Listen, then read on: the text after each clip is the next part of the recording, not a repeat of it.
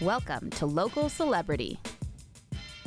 Hi, I'm your host, Nico Lehman, and sitting next to me today is Jason Judge, owner of JJ's Screen Printing and Embroidery, and now he's running for Melbourne Beach Commissioner. Welcome, Jason. Thank you guys for having me. I really appreciate it.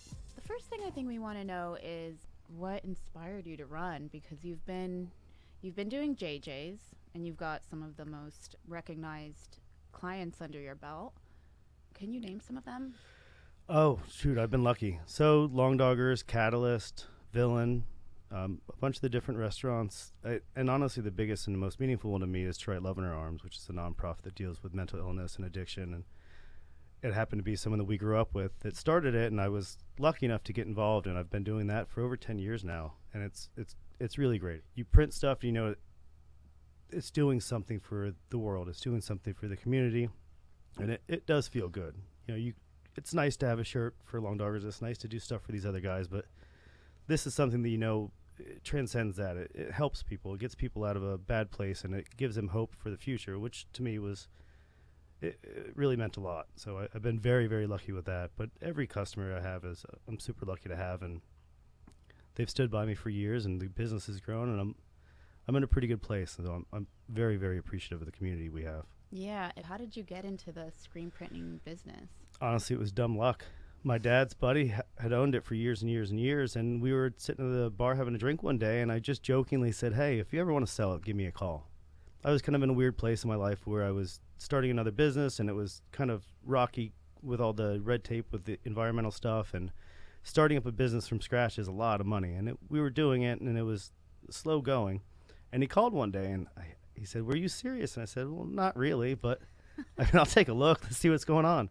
So I walked in there, and it was just fun. Like, you create every day, and I'm not an artistic person, and that's not really who I am, but it was cool to have hands-on and to do stuff like that. And so it started small. Me and him went in as partners. And after a year or so, he said, you know, this just isn't really what I want to do, because the business was in a growing period. And he said, it's a lot of work, and you're good at it, but I just don't know that I have the energy to do it. I have some other stuff I wanted to do. So he said, buy me out. And that was in 2007. I took over the business on my own, which at 27 years old is a lot. Yeah. Or 26, I guess. Yeah, 26 I was. So I did it. I, made a lot of mistakes, but just kept at it. And over, all these years, I'm still here, and I'm very, very lucky, to be honest with you. Yeah. What were you doing before then? I was in college. Me and my buddy had a kind of a car dealership thing where we would go buy cars for people. They'd say, hey, listen, this is the car I want. And we go search it out at the auction, find it, buy it for them, and then charge them our fee to do it. And we wanted to do a real car lot. We wanted to do one where we actually had a bunch of cars, and it was a lot. It really was. So we were still doing that, and just this popped up, and I said, this seems like it could be my speed. And, I did it, and it's been really fruitful for me, and I'm blessed. Yeah, it ended up working out. So tell us how you transitioned over. Like, what were you doing to get you into politics? Growing up in Melbourne Beach, I lived in unincorporated South Melbourne Beach since I was a baby, and then bought a house. And, everyone knows Founders Day. That was always our favorite day of the year. All of us kids would come out.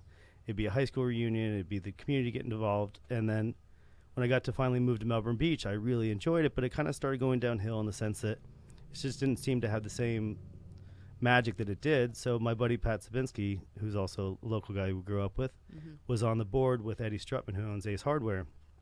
And they got me to jump on it with him, and we slowly started building it back up, and it got to a place where I thought it was really fun again. So that was my first foray into, I guess, small-town politics. So I did that for a couple of years. Eddie stepped down. I stepped up as a chairman and kept doing it, and then COVID happened, and things just kind of got weird. And I stepped away. So I always knew I wanted to get back into it. I always wanted to run for commission because I felt like you could have a greater impact in our community. And now recently, just the way the town's going, I really felt like it was time for me to get involved. So I'm taking my shot at it and see how it goes. Yeah. And the terms are staggered, right? So yeah, this is a off election year. The guy that was mayor had stepped down, and the person that's in the seat that I'm running for stepped up. So it's a challenge this year because it's not a typical election where everyone shows up to vote, because there's really meaningful things on the ballot. I mean, this is meaningful to me, but so getting people out to vote is a big deal. Getting the young people out to vote, and just getting people out to vote in general. It's a bit more of a task this time. Right. Tell us the date of the voting. November 7th. November 7th. All right. Everybody get out there and vote. You're running against Adam Myers. Yeah. What are some of the things that you guys have in common? I think we want to keep the small town charm. We want to keep our town, Melbourne Beach. Miami Beach is never an option.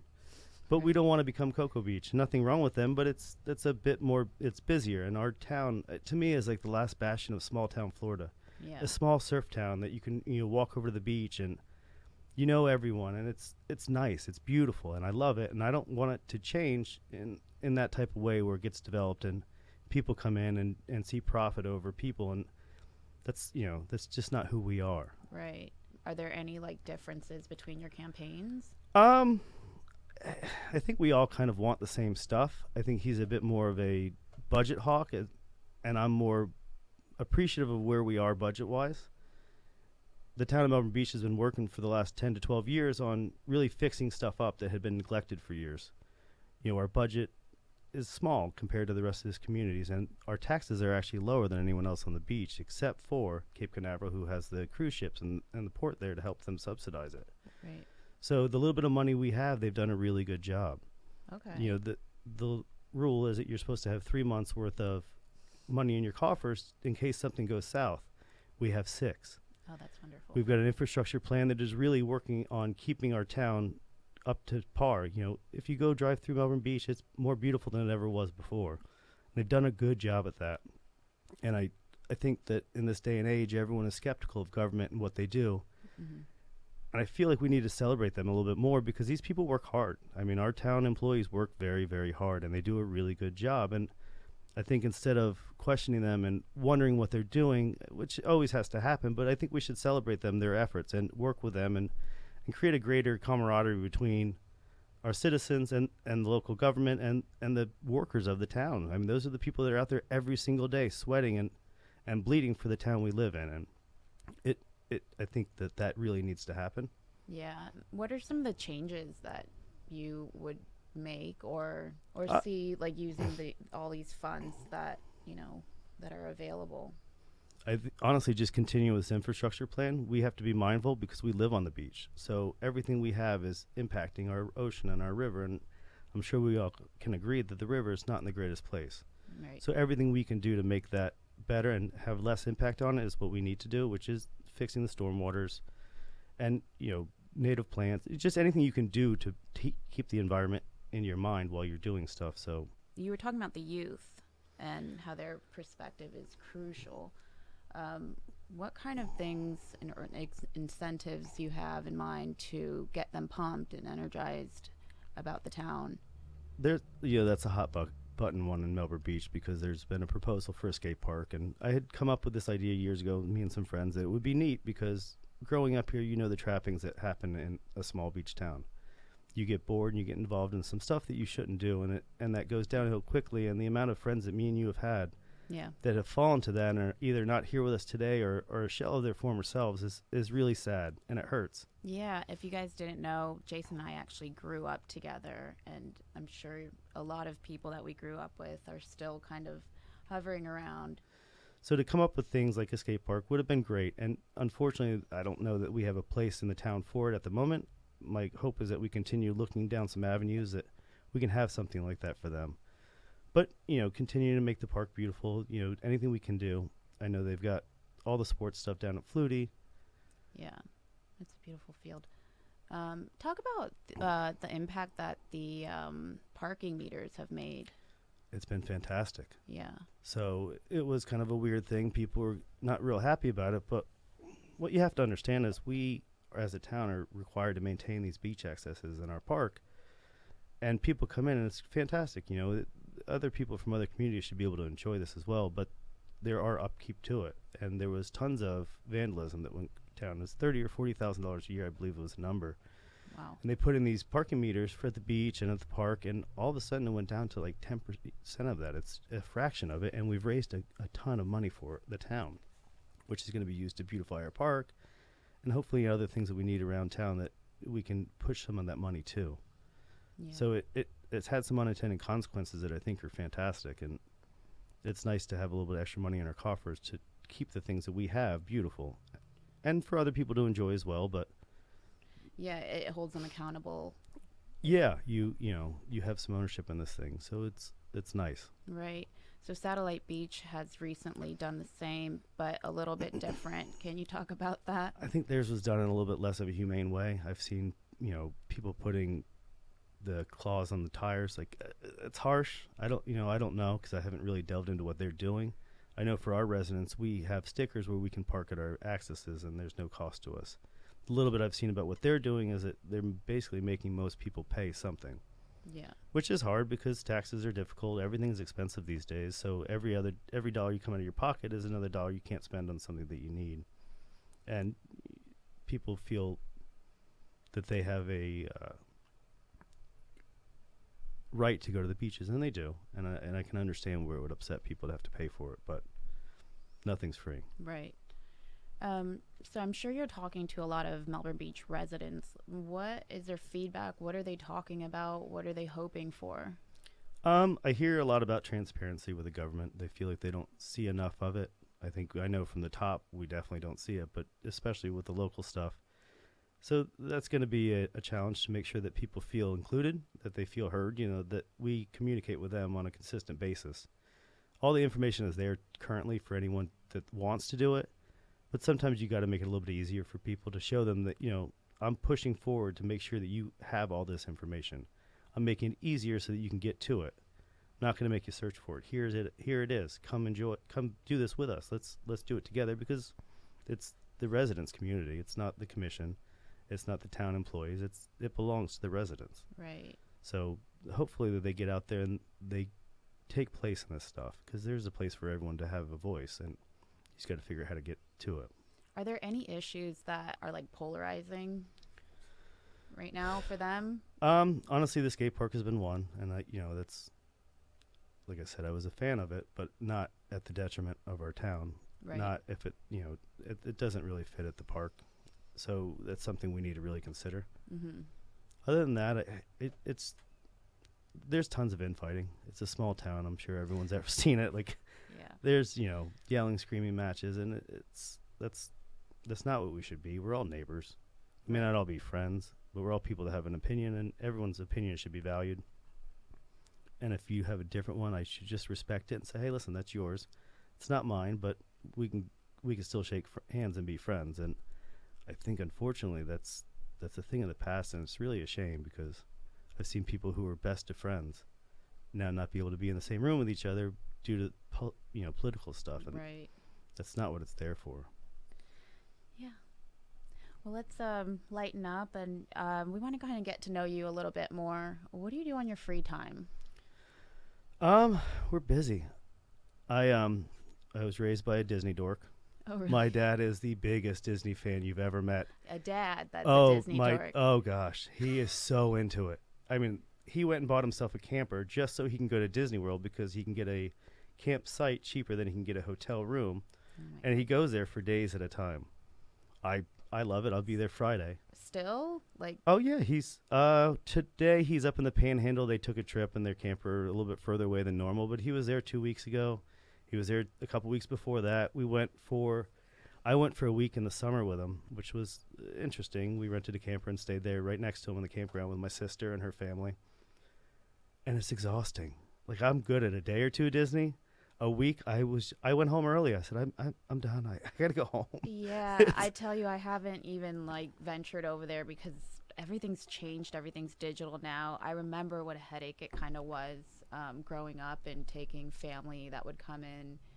Have you been with the whole app thing, and do you have it dialed down? I did. I had Disney mastered. I was good. I can get in that place, and I was efficient, and I'm obsessive compulsive, so I would want to get everything I could out of it. And everyone, my kids, and they were just like, "Come on, man, just relax. We can come back tomorrow." I said, "No, let's get 2 more rides in."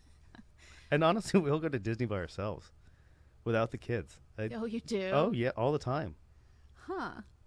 I'm not lying when I say I really am a Disney dork. I love it. Well, you called your dad a Disney dork, but Well, now I'm starting to realize he maybe raised that's you. he raised when I am my father in so many ways, and I get made fun of just because of how many things we share similarly. And I hear my dad's voice literally come out of me. I'm like, oh, Dad, that was you.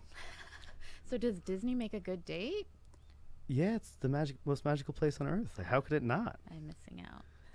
And honestly, the people watching is incredible. I mean, people from literally all walks of life and all over the world. So it's always curious. Is it back? I mean, in New York, like COVID really, like you stopped seeing tourists and you stopped seeing all these different people. It's back. It's not what it used to be. They have some parameters that you have to follow now. And some of the stuff that I really enjoyed, like the fast passes, are gone. Oh. So they try and get more money out of you by getting quicker seats. But it's still, you make it work like anything else. If you like it enough, you find a way to find your joy in it, and I do. Do you ever stay at the resorts or anything? Yeah. I mean, you can find pretty decent deals at hotels right around there. Like the Swan and Dolphin is usually not terribly expensive, and it's right next to Epcot. But their transportation system throughout all the parks is fantastic. So you could just get on a bus or a boat or whatever, or the monorail. Oh, yeah. And just kind of cruise. Cool. Your daughter's old enough now. You should take her. I know. I've really been just waiting, and she doesn't ask for it a lot. I just have to take the plunge. And now that the weather's getting cooler, maybe I'll take her this season. We'll see. So you have 4 girls, or no? I have 2 kids, and 2 kids. we're a blended family, and then she's got 2 kids. So there's 4 of them, and you know what? They're getting older, and they're Disney dorks. They love it. They love it too. They love it, and it's great. So it's not one of those things where as kids kind of age out of this stuff. I never did. I never aged out. I maintained my pass all the way through college. I would go in college to go to Disney World because I love it. Oh, I don't know. I know it's silly, but it's something I'm really into. And what's your favorite ride? Or thing to do, right? Because there's a bunch to do. I mean, as I've gotten older, things have changed. But right now they've got to ride Guardians of the Galaxy, which is probably the greatest roller coaster I've ever been on. I screamed at the top of my lungs from the start to finish first time I went on it, and I've been on it 5 times since, and I hate to admit I still scream the whole time. It's just great. It's a really good ride, and Disney happens to capture the magic of everything they do, and they do such a great job of it. So it's pretty neat. Yeah. I like Epcot now. I've gotten a little older and like just kind of cruising. They have all the foods and drinks, and it's nice, and that's where Guardians of the Galaxy is. So it's kind of taking a whole extra step for me because I really like that one now. But I like all of them. I'm a Star Wars person. I love that. So getting to see all that stuff is cool as well. What's your number one tip for someone like me who is kind of afraid to go? Just embrace it. Yeah. I mean, you wait around for stuff all day long, every single day, but none of it is as meaningful and fun as a ride at Disney World. Right. Just go, enjoy it. Don't, people say, oh, the lines are so long and it's so crowded. I said, yeah, so is everything. Yeah. Everything you do is crowded. Everything has got a line for it, but you just have to make sure it's worth it for you. And to me, it always is. Yeah. I love it. So what is it like to raise 4 girls? No, 2 and 2. 2 boys, 2 girls. Oh, 2 boys and 2 girls. Excuse me. I mean, the 2 girls are yours, though, right? No, I have a boy and a girl, and she's got a boy and a girl. Okay. So quite blended. Yeah. So the boys are about the same age. They're 6 months apart, 3 months apart, and the girls are 5 years apart. But everyone gets along. It's nice. I mean, they have their moments, but they all have their own cool, unique relationships, which is kind of special to watch. Mm-hmm. So it's, I don't know. We do a good job. We have fun. We're busy. We're always busy. So I think Friday we're going to go to Disney World. Saturday we have soccer, and we're going to be at a hotel, so we're going to do some pool time there and then run home for soccer. And then Sunday, I have to take the girls to Taylor Swift. You are? Yeah, the movies, they unfortunately only do it Thursday through Sunday, so Sunday is this one day I have, so you're going. I'm all geared up. Go be a Swiftie with the girls and scream and sing. Now, your oldest daughter goes to West Shore, I'm sorry. She spent a year at Hoover like we did. Oh, Hoover was not. It's different, but it's still very similar. In a bad way? No, it's just, kids are, it's as they get to that age, they're finding themselves. So it's a whole lot different than elementary school. But West Shore's been great. They almost have a sports mentality to academics where we're all working together towards this greater good of getting smarter and working harder in school. And it really was, I mean, I wanted to go back to school when I sat there at the orientation meeting. They really just go above and beyond. And to be able to get into that school, which is top 40 in the country and like number 4 in the state, and I don't have to pay some exorbitant fee to a private school is, Right. I mean, that we really lucked out there. So That's amazing. yeah, it's a good school. So my daughter she's a 3rd grader, but I have a neighbor whose kid just started at Hoover. What is it like seeing your little baby daughter who, is innocent and then going through junior high? The initial reaction I think everyone wants to say is it's going too fast and, time stands still. But the reality is these kids are growing into a different human being, and you can kind of see your impact on them. So you get to see who they're becoming, and it's neat. And you have conversations that you never had before.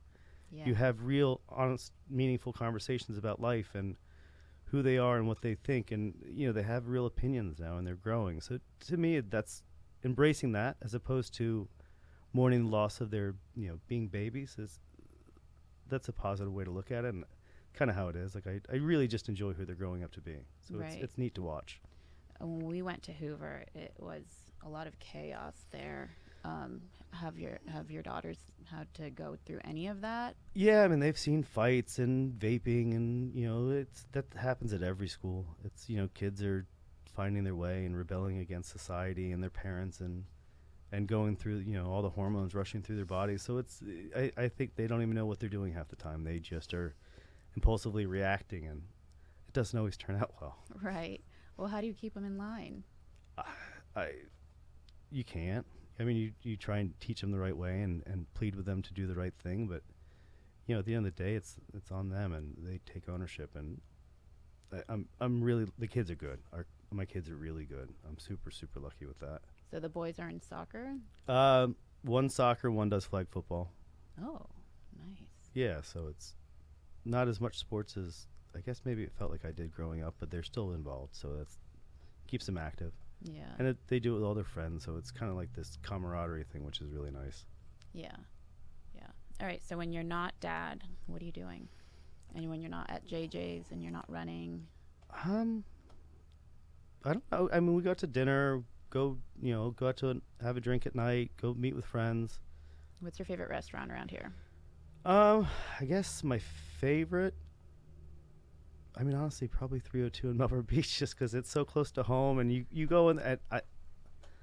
I'm a weirdo. I like to see the people I grew up with or see friends in the community, and that to me is always nice. That you walk in there and you see a bunch of people and you wave, say hi, shake hands, and Yeah. I mean, we were just there last week, and I think there was 10 friends of ours that happened to walk in all throughout the course of the dinner, and it's nice. You just it's a social gathering as much as it is a personal one. Yeah, I know. I really missed that when I was up in New York, and then coming back here. It's just you run into everybody at the grocery store, at a restaurant, or wherever you're at. It's nice sometimes, but sometimes you just want to check out and just go do my thing and keep my head down. Yeah. I mean, I don't always want to have to dress up and put on makeup, but I do just because I know I'm going to see someone I know. Right. Tell me about your travels. I mean, you've been here in Melbourne for all your life, basically. Have you traveled outside of Florida? Yeah. Well, actually, we were in New York last time, a little bit around this time last year, and we're getting ready to go again with all the kids. And we're Ooh. going for Christmas, which is super exciting to me. Yeah. Because last year we went middle of November, and we saw the Rockefeller tree go up, but we didn't see all the decorations. So this year we're going a little bit later, and I'm going to see all of it. Good I mean, idea. New York City and Christmas time is, It's magical. The way you describe Disney. Yeah, I we went last year. I think we did 40 miles in 3 days on our feet, just trudging Yes. up and down and up and down, and just we did as much as we could, but I almost did nothing. We had all Yeah. these grandiose plans what we were going to do, but in the end, there's so much to see and do. But I know. I always tell people, I know you want to do 3 things today, but you're probably only going to have the energy for one thing. And then you're just going to plop down wherever you are. And yes, I'm pretty excited about that. do you have any ideas what you're going to do this time? No, that's not up to me. Oh, who's it up to? The kids, I told them we're taking you guys. You have to give me an itinerary. told them that the onus is on them to do some research and figure out where they want to go. Have they done any of it? Very little. Okay. I know Canal Street is a hot place that they want to go. If they want to Buy knock off bag, Yeah. there you go. Although they're everywhere. You know, you don't have to go to Canal anymore. But I do recommend going to Canal and weaving your way into some underground store. Go get your feet rubbed. We did all that stuff last time. So, the kids, when we came home with our what we had done, they were just like, oh, you guys are the jerks. Why didn't we get to go? So this year we decided we're going to take them. So I'm pretty excited about that. So this is my recommendation. I would go to Serendipity too. It's in the east side. Put your name down. They'll probably quote you that it'll take an hour or two. If it's more like 2 hours, go to Dylan's Candy. It's right down the street from there. They'll have so much fun in there. And if they do quote you 2 hours, there's a pizza place right across from Dylan's. Stop in there and then finally go back and enjoy frozen hot chocolate. Okay. I'll take all that under advisement. I'll see if the kids have room in their itinerary for it. Yeah. We're going to do a Broadway show. We haven't picked out which one yet. That's on them. Yeah. There's some good ones out there. But there's also some snoozers. I'm going back to Joe Shanghai because it was the best Chinese food I've ever had in my whole life. Yes. It was really, everyone talks about the food being so great in New York City, and it's good. But the only thing that really knocked my socks off was the Chinese food. The pizza's better at Bizarro's, I think. I have to agree with you, actually. Yeah. Yeah, I mean, you can get a cheap slice, but there's nothing like Bizarro's. Yeah, and it was, by and large, it was a great trip, and I'm so excited to take them. I think they'll have a ton of fun. Yeah. And, so. What about international travels? I don't think I've been out of the country other than some cruises and a couple of all-inclusives. I did Costa Rica once when I was younger, but mostly it's here. I go to the Keys pretty often. Yeah. My brother lives there, so I go down there and he's got it all dialed in, so we get to go out and fishing and, do all the fun stuff, and everyone loves Duval Street. Oh, yeah. So you have a brother and a sister. Yeah. My sister, she lives in Palm Coast, and he's kind of like an adopted brother. Okay. But I consider him my brother. Of course, yeah. Brother from another mother. Yeah. Let's see. Is there anything that you want the listeners or even the voters to hear you say? I just hope they give me a chance. Let me go and do what it is I do. I've lived here my whole life. My intentions are nothing but the best for Melbourne Beach. I'm going to be walking the streets of Melbourne Beach for a long time to come. I'm going to hold my head high because I'm going to do the best for the town. I wouldn't do anything that wouldn't be for the betterment of our town. So I want them just to, remember, I'm a local guy. I'm doing this because I want to see something good for our community. And I want to continue the good path that I believe we've been on. Nothing against anyone else, but, this is my town. This is where I'm from. Yeah, you have a dog in the race. I've got quite a few dogs. You do actually have two very cute dogs. Cute's a subjective term for them. Yeah. I find them to be the most adorable dogs in the world. They're two English bulldogs, Rosie and Pig. Mm-hmm. They're at work right now waiting for me to come back. Wish me luck as I walked out the door. Actually, Rosie snotted on my shirt, so I had to clean it off before I came. I was so mad at her, but she's she's really hard to be mad at. They're really cute. How old are they? Pig is 9, Rosie's 6. Okay. So you got one and then the other. I had one before, Daisy, and then we adopted Pig from a family that my aunt knew. And so then I got a pig and named him Gator. Which didn't turn out very well. Yeah. Luckily, he got to move to the greatest place in town, which is Honest John's Fish Camp. So if you're ever down there, you'll see this 350-pound pig that used to live in my house. Oh, my gosh. We still call him, and he comes running and snorting, and he's the sweetest pig you've ever seen for a 350-pound animal with tusks. I hear pigs are really smart and almost dog-like. Yeah, he was neat. Like every single night at like 7:30, he would come off the couch, run into my daughter's room, and jump in her bed because he knew at 8 o'clock she was going to sleep. And he would lay in there and cuddle with her, and I let him stay in there for a bit. And I'd call him and say, come on, Gator, time to go to bed. And he'd and jump off of her bed and run to his room where he slept at night. I mean, it was the oddest thing, but it was a nightly occurrence. Yeah, how did you get a pig? We went to the flea market, and we went there to go see the petting zoo, and it was closed, so we went to Incredible Pets to show the kids all the cool animals they had, and lo and behold, there was a pig cage as you were walking out the door. And they were tiny? And cute, and the guy swore to me that he had 2 of them, sitting at his house right now, showed me pictures. 60 pounds, I promise. 60 pounds, I promise. That pig was 60 pounds in 3 months. He was 150 pounds in a year. Oh, my gosh. And, you know, I don't want to give up on anything ever, but he got to a point where it wasn't really safe. He would knock the kids over, and it wasn't in a malicious way. He needed to eat. Yeah. So if there was food, he was going to eat. And luckily, those guys, I knew them from growing up because my dad is a commercial fisherman, and he worked out of Honest John's for years and years and years. So I knew them pretty well, and I knew they had a pig down there. But she was, I mean, a solid 400 or 500 pounds, and she wasn't really fit for the public. Right. So I asked him. He said, I'd love to have her. He's like, I've always wanted a pig that could be social. Oh. So if you're ever down there, people will hear about it. Everyone knows Gator. Where's it at again? Honest John's Fish Camp. Where's that located? South Melbourne Beach, about 10 miles south of town proper. So it's not too far, and you can just go see her whenever And you want. it's beautiful. It is old Florida. It's old trees with moss growing, and it's incredible. And you can rent kayaks. There's all kinds of neat stuff you could do there.